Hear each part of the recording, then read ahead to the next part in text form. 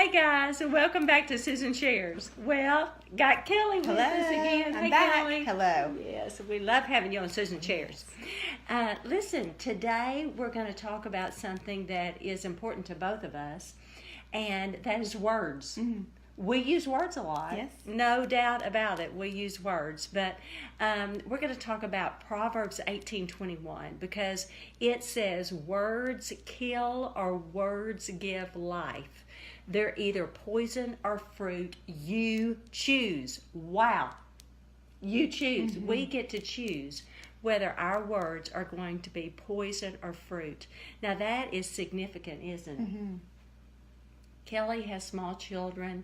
My children are grown, and I've got 2 grandchildren, and we're speaking words, if you will, into our children's life, our grandchildren, life all the time. And Scripture says it's either going to be poison or fruit. Mm-hmm. That is scary, and Mm-hmm. and really, and it's a great responsibility.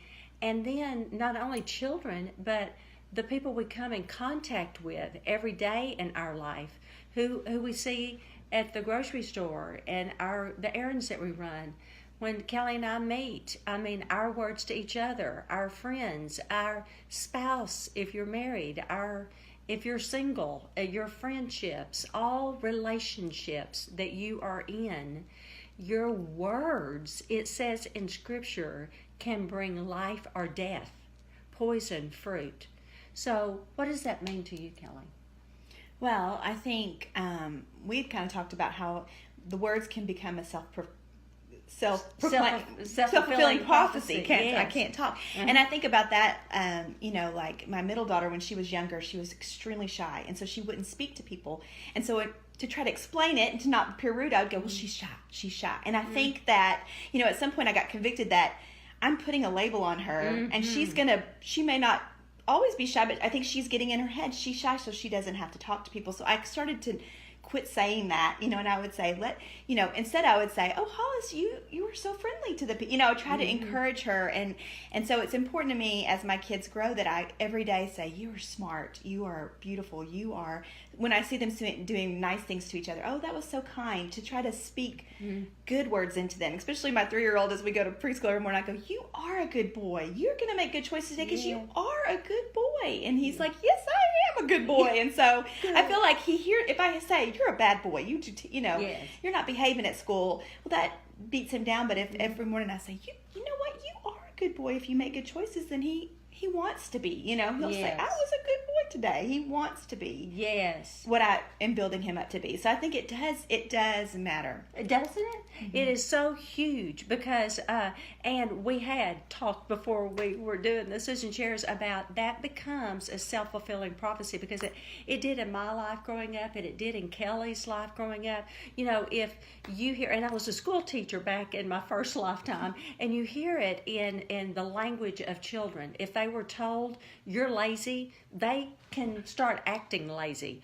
Or you're no good. That's a really bad example, but it's also true. You're no good, you'll amount to nothing, you whatever, fill in the blank. They kind of act that part versus you're so smart, you can do that. Yes, you can. You're kind, as Kelly just gave. You're generous, you're loving, and I am. Yes, I am. And they kind of start acting that part that they didn't know they were, but you're giving them hope that they are, and they can be compassionate and kind.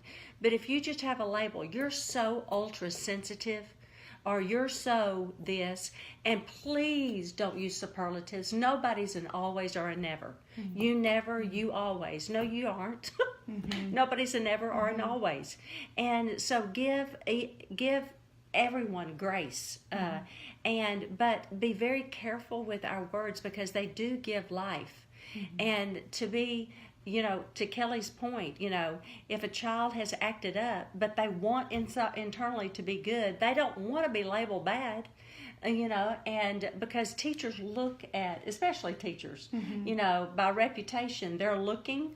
If they've heard somebody's not so good. They're looking for bad behavior instead of looking for good behavior. Not all teachers, but that's the typical classic example. And if they're smart, they're looking for. They usually give them extra work and help along the way. That's this classic. It's not. I'm not identifying teachers. I'm just saying those are the classic examples of self-fulfilling prophecies. And so you want to speak fruit and speak life, be fruit in others' lives. And as mothers, we know that. And but just as human beings, I want to speak life into Kelly, and that means I want to encourage her and have her back, and she, me, as well, encourage me. And that's giving me life and encouragement. And that is lack of comparison. Yes. And the self-fulfilling prophecy. We hope that this conversation, has helped that. What do you think, Kelly? You want to add anything else? No, I think just to be conscious of what you're saying to people and to be an encourager and to speak life into people, it just means so much. Maybe we can all challenge ourselves to do that. We could. Maybe even memorize that scripture.